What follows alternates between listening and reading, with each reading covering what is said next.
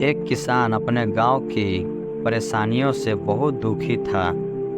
किसी ने उसे अपने दुखों को निवारण के लिए बुद्ध की शरणों में जाने को कहा, जो कुछ दिनों के लिए यहाँ से कुछ दूर एक गांव में आया है। वह निश्चय ही तुम्हारे सब दुखों का निवारण करेगा। यह सुनकर किसान बड़ी इच्छा से बुद्ध की शरण में गया, यह सोचकर कि बुद्ध उसे उसकी समस्याओं का मानसिक पीड़ा, तनाव और दुखों से मुक्त दिलाएंगे। वह बुद्ध के पास पहुंचा। उसने बुद्ध से कहा कि हे बुद्ध, मैं एक किसान हूँ, मुझे खेती करना पसंद है, लेकिन बारिश कभी भी पर्याप्त नहीं होती है और मेरी फसलें बर्बाद हो जाती है। पिछले साल मेरे पास खाने के लिए कुछ नहीं था और इस साल भी अत्यधिक बारिश के कारण फसल को बहुत नुकसान हुआ। मेरे पास खाने के लिए पर्याप्त भोजन नहीं है।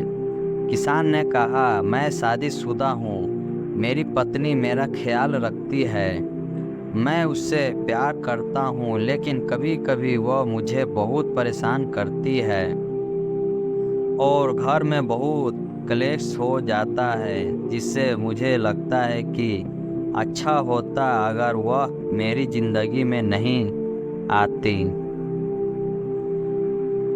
मेरे भी दो बच्चे हैं, कभी कभी मेरे बच्चे भी मेरा अंदर और अज्ञात करते हैं, मेरे निर्देशों का पालन नहीं करते हैं। किसान लगातार बुद्ध को अपने दुख जीवन के बारे में ऐसी तमाम बातें बता रहा है। बुद्ध उस दुखी किसान की समस्या को ध्यान से सुनते रहे। अपनी जिंदगी की सारी परेशानियां बताने के बाद जब उन्हें राहत महसूस हुई तो वह चुप हो गए। अब उसके पास बताने के लिए कोई और समस्या नहीं बची थी। वह अब चुपचाप बैठकर बुद्ध की ओर देख रहा था और अपनी समस्या का समाधान पाने के लिए बुद्ध के उत्तर की प्रतीक्षा कर रहा था। लेकिन बुद्ध चुप थे। किसान ने फिर कहा, हे बुद्ध, मैं आपकी शरण में आया हूँ, कृपया मेरे जीवन की इन समस्याओं का समाधान करें। बुद्ध ने कहा, मैं तुम्हारी कोई मदद नहीं कर सकता। किसान अत्याचाकित होकर बोला, अरे यह आप क्या कह रहे हैं? सब कहते हैं कि आप सबके दुख दूर कर देते हैं, तो क्या तुम मेरी समस्या हल नहीं करोगे इसलिए कि मैं एक गरीब किसान हूँ? बुद्ध ने कहा, मुश्किलें हर किसी के जीवन में आती है। जीवन में दुख और परेशानियां आना स्वाभाविक है। व्यक्ति के जीवन में अक्सर उनके कर्मों के अनुसार परिस्थितियां बदलती रहती है, जिससे दुख, निराशा और क्रोध आता है।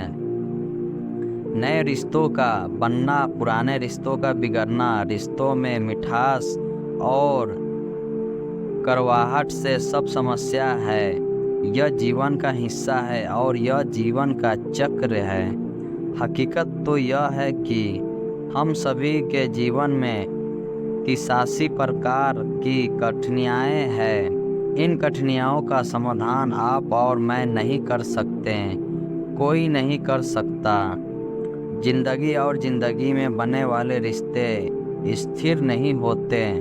एक दिन रिश्तेदार भी चले जाएंगे और जिंदगी भी खत्म हो जाएगी, लेकिन ये समस्या वैसे ही रहेगी जैसे आज आपकी ज़िंदगी में है और कल किसी और की ज़िंदगी में होगी।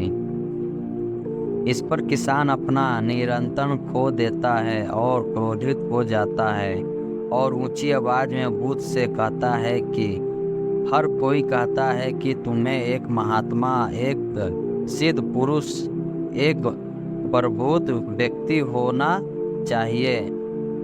मैं इस विश्वास के साथ यहाँ आया हूँ कि आप मेरी मदद करेंगे। यदि आप मेरी समस्या हल नहीं कर सकते तो मेरा यहाँ आना व्यर्थ था। हर कोई झूठ बोलता है कि वे समस्याओं का समाधान करते हैं, अपने मेरी एक भी समस्याओं का समाधान नहीं किया। तुमसे अच्छे तो वो महात्मा है जो 2 वर्ष पहले मेरे घर आए थे। उन्होंने मेरे लिए यज्ञ कराया, दान दक्षिणा दिलवाई और मेरे मन को असीम शांति मिली। कुछ दुख भी बढ़े और कुछ दुख भी कम हुए, लेकिन तुमने मेरी कोई भी समस्या हल नहीं की। तुमने मुझे सीधे तौर पर मना कर दिया। बुद्ध ने कहा, क्या वह सब करने से जीवन के सारे दुख समाप्त हो जाएंगे? इतना कुछ करने के बाद भी अब आप इतने परेशान क्यों हैं? अब आप पहले से भी ज़्यादा दुखों से घिरा रह गए। तात्पर्य यह है कि जीवन में दुख कभी समाप्त नहीं होते। किसान बोला, तो क्या मैं मान लूं कि तुम मेरी मदद नहीं कर सकते? यदि आप ऐसी छोटी छोटी बातों का समाधान नहीं कर सकते हैं तो आपके उपदेशों का क्या लाभ? बुद्ध ने कहा, मैं तुम्हारी 84वीं समस्याओं का समाधान तो नहीं कर सकता, लेकिन हाँ, मैं तुम्हारी 84वीं समस्याओं का समाधान अवश्य कर सकता हूँ। किसान अत्याचकित हो गया और बोला, 84वीं समस्या क्या है बुद्ध? बुद्ध ने कहा, यानी कि तुम अपने जीवन में कोई समस्या नहीं चाहते। आपकी सारी समस्याएं इसी समस्या के कारण उत्पन्न हुई है। यदि आप इस तथ्य को स्वीकार कर ले कि जीवन में समस्याएं मौजूद है और समस्या जीवन का हिस्सा है, तो आप जीवन की समस्याओं से विचलित नहीं हो पाएंगे। आप जीवन में आने वाली समस्याओं से विचलित हो जाते हैं क्योंकि आपको लगता है कि आप दुनिया के सबसे दुखी व्यक्ति हैं, जबकि सच्चाई यह है कि हर किसी को अपना दुख सबसे ज़्यादा महसूस होता है। लेकिन जिस दिन आप यह समझने लगेंगे कि मेरा कष्ट अन्य लोगों की तुलना में बहुत कम है, उस दिन से कोई भी दुख आप पर प्रभाव नहीं कर डाल पाएगा। जब तक आप नहीं चाहोगे कि आपके जीवन में कोई परेशानी न आए और आप हर दुख दर्द से बचे रहे, तो यह संभव नहीं है।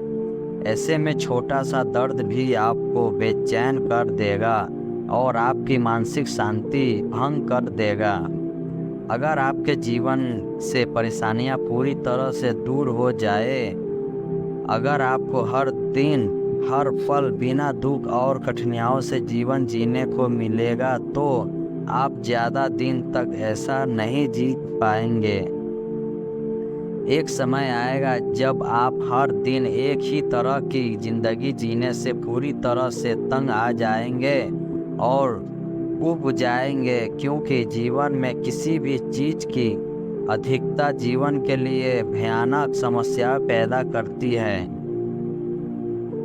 आरामदायक जीवन जीने से आप मन और शरीर दोनों से विकलांग हो जाओगे, तो ऐसे जीवन का क्या फ़ायदा जो बाद में आपको नर्क जैसा जीवन जीने का मजबूर कर देंगे।